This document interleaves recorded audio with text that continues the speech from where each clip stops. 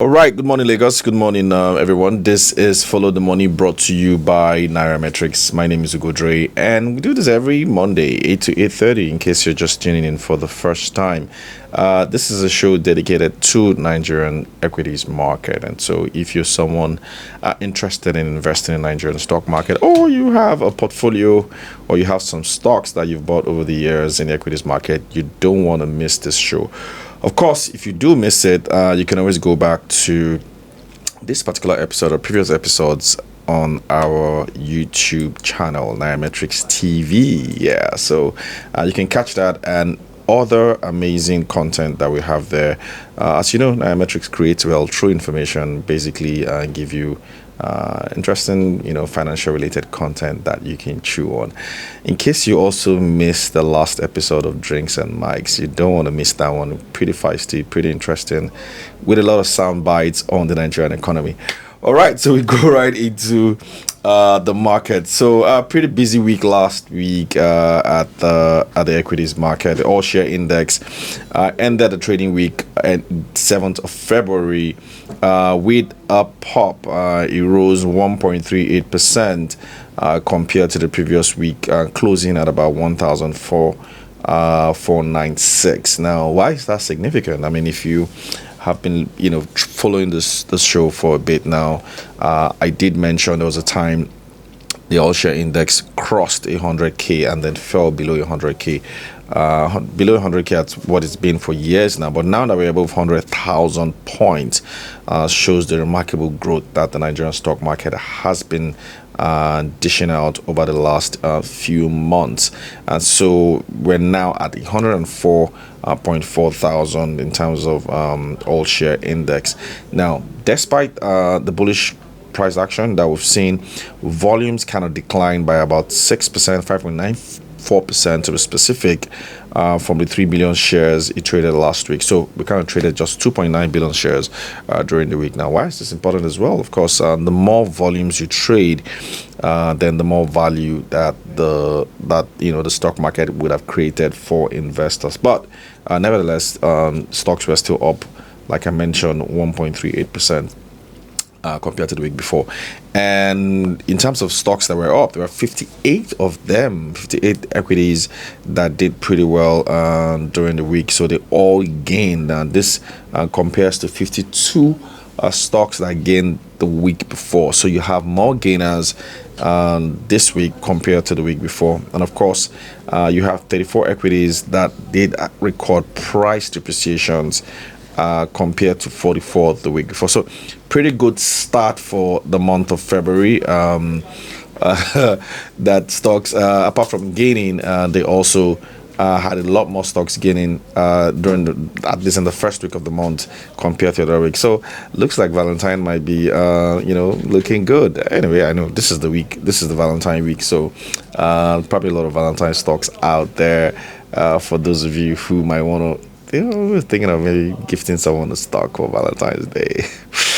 All right, so still on the market, the NGX Premium Index, which is the index for the big boys, recorded a boost as well, gaining 2.19% during the week. And this was largely driven by the big boys, the likes of FBN Holdings, which gained 5%, Access Corp as well, and WAPCO also gained, and of course UB and MTN also posted moderate gains as well. So the funny thing is that when the NGX Premium Index does pretty well, it tends to drag the entire stock market along as well. So positive stuff from the NGX Premium Index, which of course has resulted in positive growth for the market. The NGX 30 index, of course, that rose 1.42%, while the main board index also gained 0.97%. So most of the other indexes also gained during the week. And so, investors in the stock market all smiled last week because of the performance that we have seen. Now, if you have a portfolio in the equities market, you might want to also check which of your stocks did well or not. Because, like I mentioned, there were over 50 or so stocks that did positively. But on this show, we tend to look at the top 10 gainers and the top 10 losers. Right? So, We tend to always start with the gainers, but let's just start with losers. Sister, I want to flip the script. So we'll start with the losers. Champions Breweries lost 6.3% last week. And closed at 3.70 kobo. I don't know if I've ever given my Champion Breweries story. This is one of the worst stocks that I ever acquired. It taught me a lesson about buying stocks without actually doing my due diligence or like checking very well. This was like 2014. Do you all want to hear the story? This is like 2014 or so, and kind of went into the stock at about 7 naira or so per share. And at that time, there were rumors that the company was going to be acquired by Nigerian breweries or something like that. And so went in, bought the stock without even checking the fundamentals or checking whether this was a stock that was worth that amount at the time. So that 7 naira was kind of like a hype, right? And then went in at 7 naira, and then we're anticipating that so-called acquisition or announcement. Of course, it never did happen. It was just a rumor that had no roots, right? And a few months later, that stock just dipped, and then kept dipping. At some point, it fell below 2 naira, and I held it on for so long just to teach myself a very strong lesson.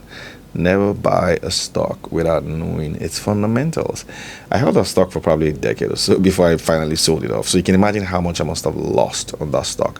But it was a hard lesson, and I don't think it's ever gone back to that 7 naira price. Never. So you can imagine over a decade. Doesn't mean there are not a lot of other stocks that have done pretty well, but more reason why when you buy stocks, you want to be sure that you're buying them at the level or at the price that is as close as possible to its valuation, to its intrinsic valuation. Like I always say, price is different from value. Price is what people want to pay for something. Value is intrinsically what that stuff is worth, right? So if you buy a stock that the price is way higher than the value, then you're always going to be playing catch up, right? Because you're just buying into a hype. But if you buy a stock buy a stock that the price is lower than the value, then it's the price that's going to be playing catch up to the value, and that's where you actually make a lot of money. So that's kind of like the trick there. All right, so we go on, end of that short story, to Tantalizers. So Tantalizers up 6.5% to 2 naira per share. Golden Guinea Breweries Tantalizers was down 6.5%, I beg your pardon. Golden Guinea Breweries down 8.9% to 7 naira 87 kobo. Looks like the breweries are having such a hard time. Thomas Wyatt down 9.3%. To 1.85. Mikio Industries, the healthcare company that was listed just a couple of years ago, down 9.7% to 12 naira 55 kobo. That looks like a stock that's like going to be on my radar, because when the stock is down that much, you want to be sure that the price is lower than the value. If the price is lower than the value, then maybe that looks like a buying opportunity right there. Of course, Triple G and Company down 9.7% to 2 naira 23 kobo. Score Nigeria down 9.8% to 3 naira 67 kobo, and then Multiverse down 9.95% as well. And we've got University Press down 10%, and then Suno Insurance, remember that stock, still down, but down 12.87% during the week to make it the worst loser last week. So as you can see, most of the losers here were some of the penny stocks that were the top gainers some weeks back. That is why I don't like buying penny stocks, because some of those penny stocks all have prices that are way higher than their value. So you don't want to put your money in those kind of stocks, because eventually the price will just come crashing down to the value. That's what happens, because it always reverts to the mean eventually, or the mean average. And so when a price is way higher than its value, it kind of always comes down back to that value. It's just a matter of time. It could be 1 month, it could be 1 day, it could be 1 week, it could be 1 year, it could be 2 years, it could be whenever. But at some point, it falls back down to the value. But if you're lucky, sometimes the value now goes all the way up to meet the price, but that doesn't happen all the time. Of course, we go to the top gainers. We start with Presco. So Presco gained 19.69%. One of my favorite stocks, by the way. We're going to talk about Presco later on the show. Gained 19.69 to close at 700 naira. That's the highest it's been in a while. Chelarams up 20.8%. One of the few I don't know what to call it FMG, or anyway, it's a conglomerate that is on the exchange, up 20.8% to 7.89 kobo. Northern Nigerian Flour Mills up 21% to 73 naira per share. Better Glass, one of my other favorite stock, up 21% to 86.5 naira per share. Very solid stock, very solid company with solid fundamentals. And of course, we got Sovereign Trust Insurance up 21% to 1 naira 21 kobo. Fidson Healthcare up 24% to 20 naira 90 kobo. Cadbury up 27.6% to 29 naira 35 kobo. These are some incredible numbers. This is a week of stocks that have gained this much in 1 week. Especially for those who always say this, like, my God, I don't want to put my money in there, I'll lose my money. Imagine, look at this. These are like solid companies. And of course, IEI up 29.5% to 2 naira 50 kobo per share. And then Eternal PLC, that's an oil and gas company, up whopping 32.79%. And then number one stock last week, the first week in February, UPDC PLC, which gained 38.5% last week. So in 1 week alone, UPDC, a property development company, at least you can't say you don't know that company. You know, they basically run a chain of real estate properties in Nigeria. So they kind of like buy and sell, and then there are some that they keep within their portfolio, and then the rental income that they get from those properties is what they distribute as dividends to their shareholders. They ran into some trouble a few years ago with margin dips and all that, and then they sold a huge part of their stock, I think, to a custodian, to a huge part of their of the company to custodian investments, and then had a little bit of reorganization, and looks like the company seems to be coming back again. Now, we're going to run down, before we just quickly go on a break, the top 10 stockbrokers in January. Now, why does this really matter? Well, you want to look at top 10 stockbrokers because these are basically the stockbrokers that are, doing the most transactions at the moment on the exchange. And I mean, it doesn't mean that these are the stockbrokers that you should be using, but if you're somebody who trades in huge volumes, or somebody who has, a huge amount of money in the exchange, you want to ask yourself, are these, brokers, one of the brokers that I currently am using? And so we start with number 10. Number 10 was CSL Stockbrokers Limited, one of the oldest stockbrokers in Nigeria. So they had a modest transaction value of 12 billion. Remember, stockbrokers make money when you buy and sell through them, and so they get a commission on both ways. So you want to multiply 12 billion by the commission that, average commission that you pay them. That's basically what they probably would have made. So they made 12 billion. Of course, EFG Hermes Limited came in at number 9, 14.4 billion in terms of trade in value through them. Morgan Capital Securities also was number 8 at 14.8 billion. And then we'll have Apel Asset Limited, number 7 position at 16.8 billion. In terms of value traded through them. And of course, number 6, Meristem Stockbrokers. Meristem Stockbrokers traded about 31.7 billion in stocks, stock market value through them. And then we go to the top 5, starting with Cordros Securities Limited.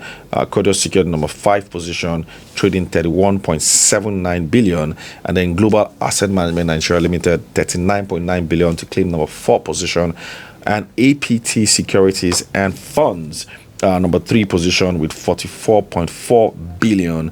And then number 2, very familiar name, Stanbic IBTC Stockbrokers, 46.1 billion as a number 2 position in terms of value traded. And of course, number 1 for a while now, and these guys are on a roll. They basically have been dominating trades in the stock market, and that is Cardinal Stone Securities Limited.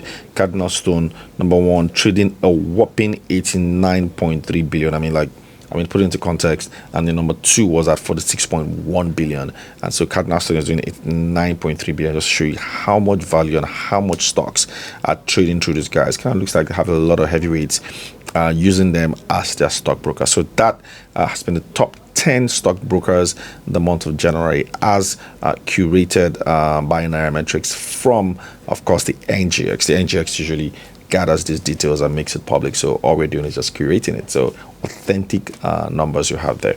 All right. So that is the first segment of the show. When we come back to the second, remember, it's the earnings blitzer. Yeah. So stocks are releasing their results, and we're going to be going through some results that popped last week. Some of the ones that did kind of well, or that caught our interest. I'm going to run through some of the stocks. So if you have them in your portfolio, you might want to wait for the second segment. Be right back. All right, welcome back. If you're just tuning in, this is Follow the Money, brought to you by Nairametrics. My name is Ugodre. We do this every Monday, 8 to 8:30. If you missed a part of the show, remember you can always watch it again later today on our YouTube channel, Nairametrics TV. If you are not following us already, you might want to follow. And of course, when you go to Nairametrics TV to watch this show, you're not just going to be listening, you're going to be seeing me right here in the studio as I dish out these numbers. See me sounding like one hip-hop artist. Anyway, so we'll go back to the second segment of the show, and we're going to talk about results. A whole lot of them out. Like I said, it's the earnings blitz, where you see a lot of results being, churned out there on the website of the NGX. So the number of them that we do track are on Nairametrics. So if you may have missed out any of the results or any of the breakdown of those results, you want to go to nairametrics.com to check our breakdown of those numbers. But I'm going to go through some of them at the moment, the ones that kind of caught our attention. So we'll start with Julius Berger. So Julius Berger, of course, are into road construction and bridges and buildings. One of the largest Nigerian companies when it comes to construction, and they are listed on the exchange, making money for a lot of Nigerians over the years. I do wish we could have a lot more of these major construction companies listed on the exchange. In fact, I've said it before that the government should encourage a lot of these companies to list on the exchange. In fact, don't even give contracts to companies that are not listed on the exchange, because that's the only way this wealth gets shared with a lot of Nigerians, because they are listed. And of course, also comes with a lot of transparency. Anyway, enough of that. So we go to Julius Berger's result. They did report a pre-tax profit of 29.5 billion naira for the full year ending December 31, 2024. Now, that profit was 32.38% higher than the year before. This is coming on the back of revenue increase. Their revenue was a whopping 566.2 billion, up 26.9% year on year. And everybody's saying 2024 was a pretty bad year, but look at what these guys are doing. 26.9% increase year on year numbers. Even if you dollarize that figure, it's still represented a growth for the company.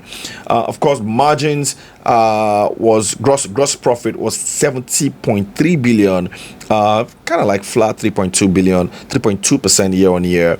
Of course, that's because of the increase in cost that a lot of companies incurred last year. Operating profit, which is one of my favorite numbers, 12.6 billion, down 33%, but they kind of made that up with investment income. So Julius Berger runs a very interesting balance sheet. So as much as they make a lot of money from road constructions and buildings and all that, they still have a very solid investment business that brings them solid money. Imagine making 20 billion in investment income alone. That's basically the revenue that some investment companies make in 1 year. That's what they're just making on the side. That's like their side hustle. So they make 20.2 billion from that, and that is really what drove their pre-tax profit to 29.5 billion. At the end of the year, profit after tax was 14.9 billion.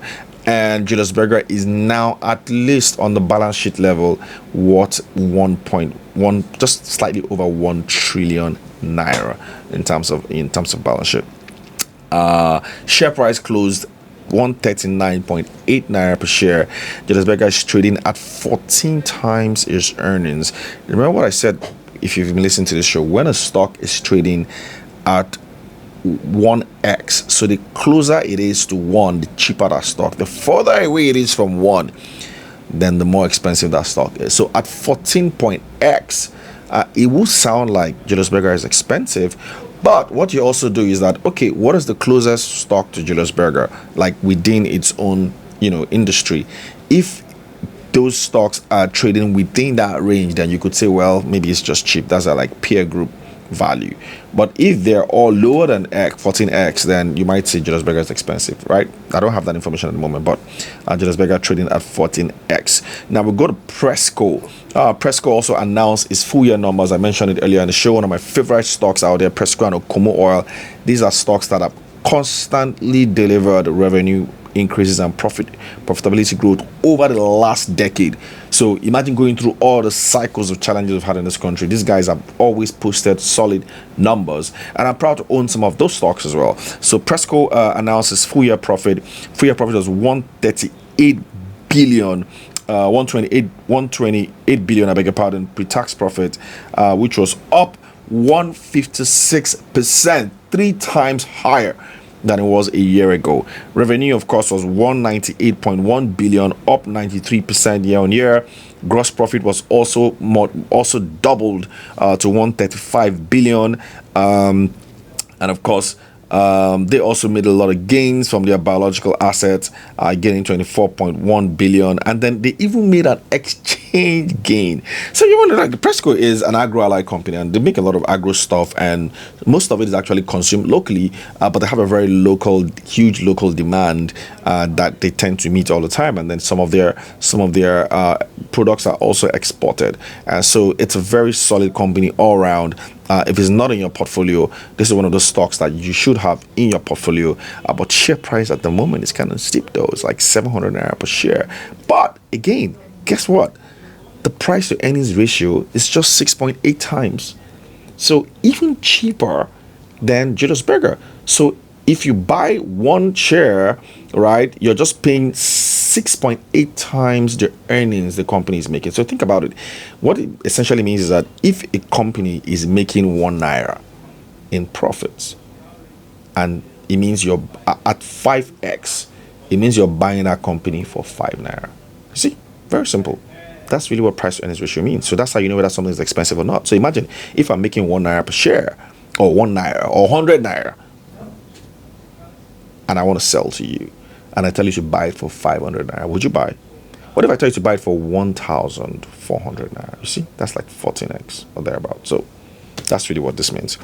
All right, so we go to Sterling Bank. So Sterling Bank also released their full year unaudited. So a lot of banks have their numbers out, but because it takes time to audit banks, some banks also want to release their numbers on time because investors just can't wait forever, and so they release unaudited numbers for the full year, just so that you can capture the fourth quarter results. And so Sterling Bank, or Sterling Financial Holdco as they're called these days, also released their numbers, and they posted a pretty impressive increase in pre-tax profit to 44.7 billion naira, almost doubled at about 97.21%. Sterling Bank is one of those tier 2 banks that are always on the fringes, but looks like they've been going through a lot of I don't know what I call it, reconstruction, or essentially just try to change their business model. They've often toyed with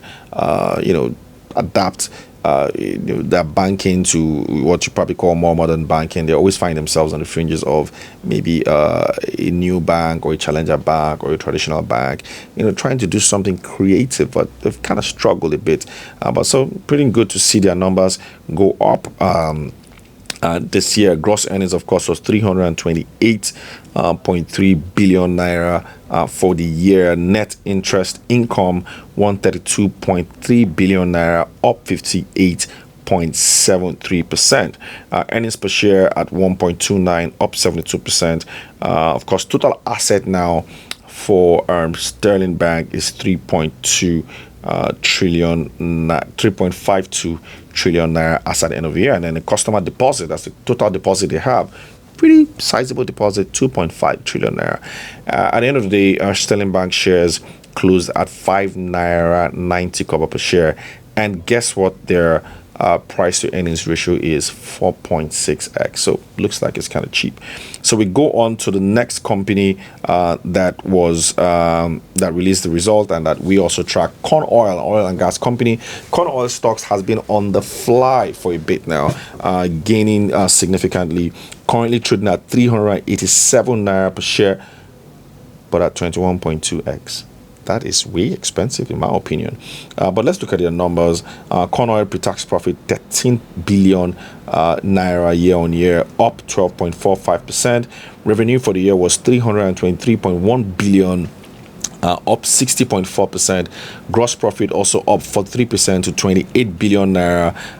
Profit after tax was up 15.4% to 11.3 billion. One of the major drivers of growth for corn oil was also finance cost. It wasn't really financial. Finance cost was actually up 98% to 3.8 billion, but they ended the year with a strong cash balance of 6.9 billion naira, even though it's down 38%, but I mean still a sizable amount of cash they have in the bank.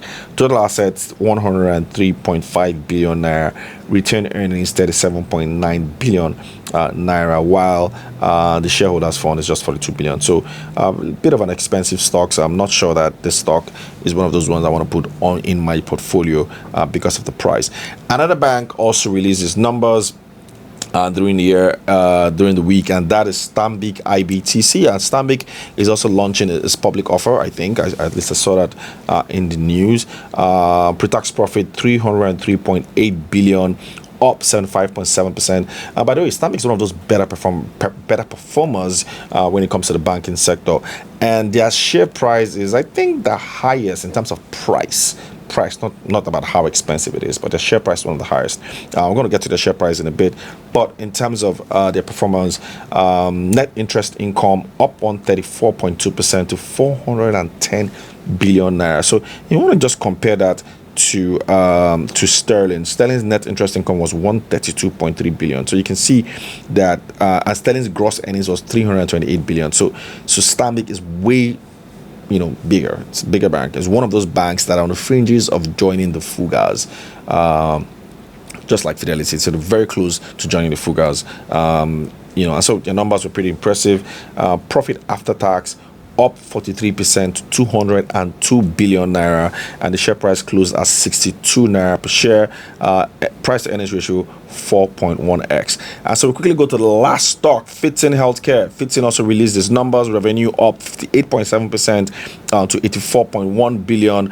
Operating profit up 62% to 12.9 billion, and then pre-tax profit up 27% to 7.5 billion, and the share price closed at 20.9 naira.